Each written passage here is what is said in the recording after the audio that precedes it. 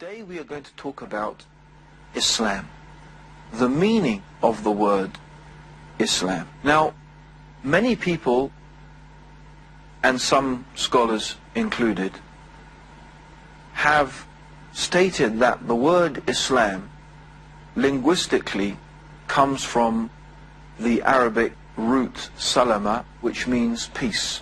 The word Islam means submission. This is its linguistic meaning, submission. In the context of the religion, it means submission to the will of God. Now, of course, when we say the word submission, for most people, it has a type of negative connotation. It produces in our minds and in our hearts a type of negative idea. And that's because we are constantly indoctrinated with the idea of freedom, especially living in the West, the idea that we are a free society. One of the statements that is very common you hear people saying in the West is, this is a free country, this is a free society. And often we hear politicians in the West talking about how we are free nations and how we want to spread freedom like the freedom that we have across the world. Of course, in reality, the idea that we are free is really propaganda. What I would like us all to think about today is this concept of submission and freedom. And I would really like us to question how free we really are. Let's think about ourselves, let's think about our lives. All of us, we live in societies and in communities.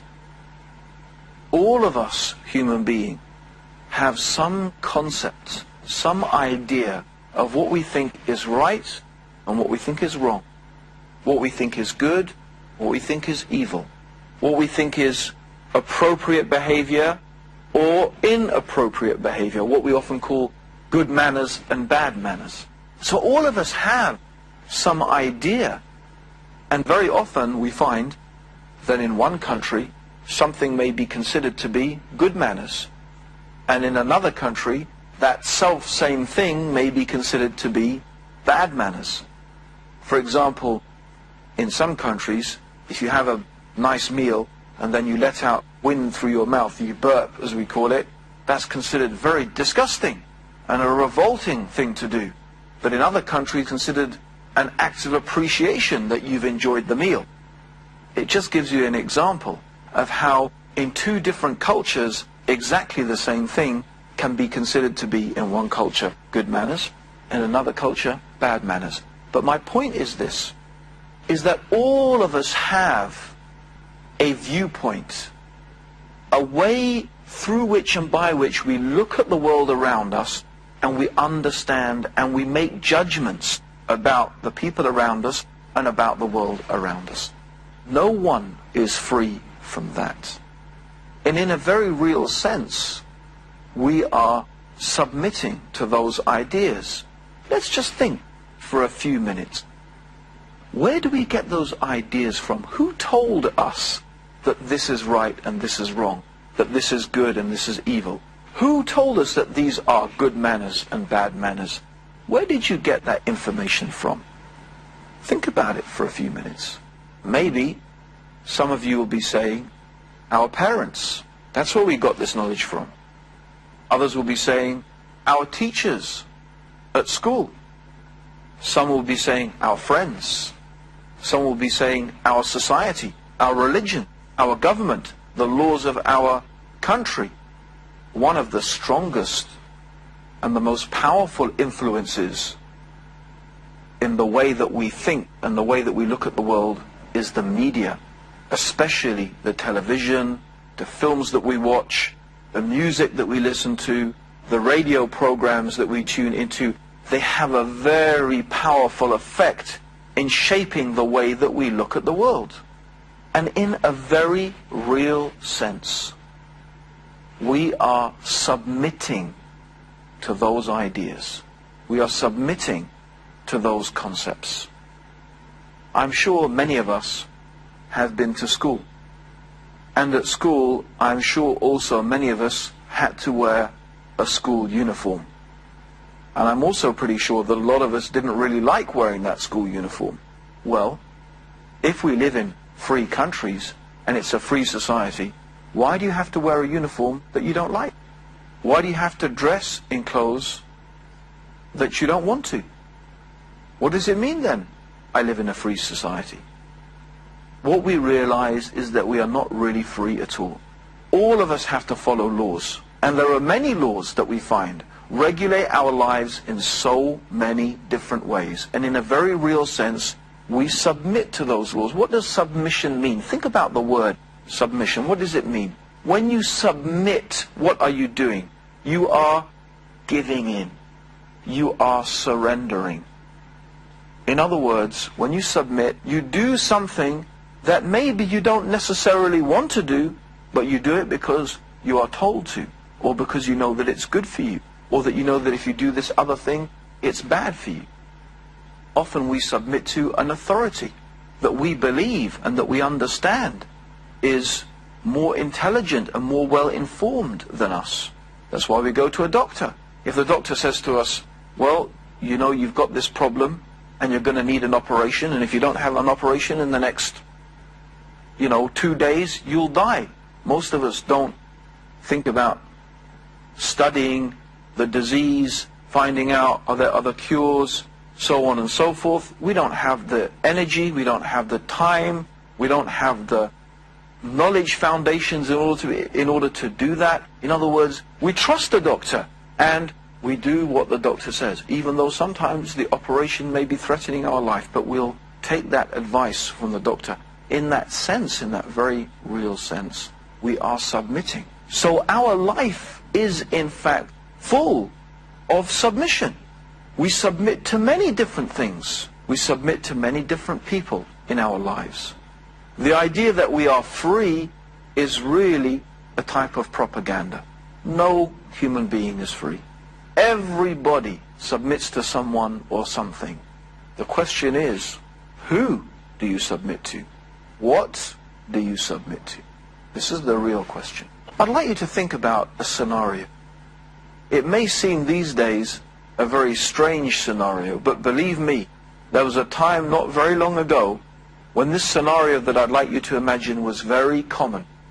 In fact, for most of human history, it was a norm that people would be sold into and subjected to slavery. Slavery in the sense where one human being was literally the owner of another human being. You could go to a marketplace in many different places in the world and you could buy a slave, like you could buy some clothes, like you could buy some food. You could go to the marketplace and you could buy a slave. Now I want you to imagine, try and imagine it, and try and visualize it.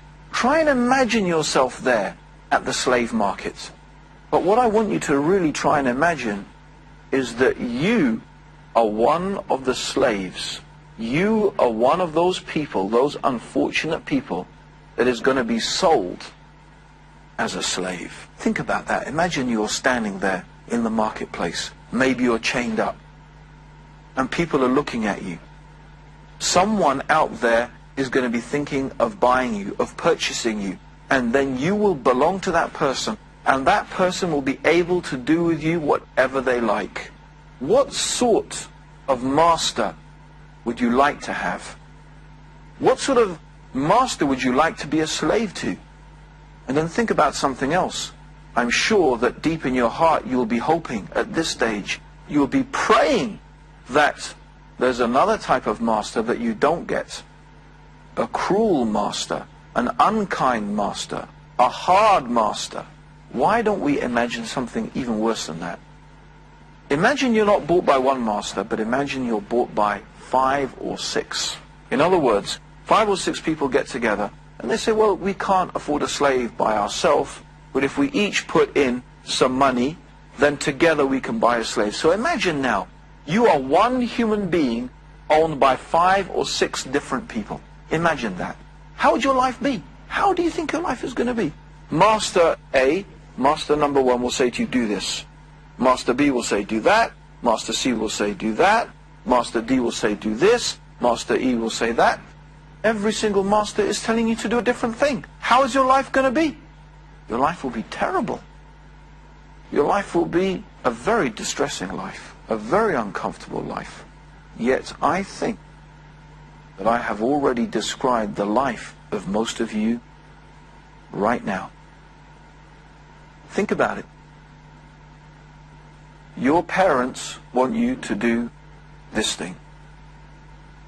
Your friends want you to do something else. Your wife, your husband, your boyfriend, your girlfriend, they want you to do something different. Your culture and your tradition tells you you should do something else. And you yourself, you don't feel like doing any of those things. You feel like doing something altogether different. That's exactly the situation. We are a slave to many masters. Which one shall we please? Who shall we obey? Each one is calling us in a different direction. What a terrible, miserable, unhappy life most of you are leading. Let's go back to Islam.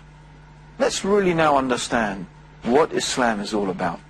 Islam is about being a slave to one master, submitting only to one criterion, to one idea and one concept of what is right and wrong and good and evil, what we should do and what we shouldn't do, what is appropriate behavior and what is inappropriate behavior. One master, one guidance, one way. So who is better?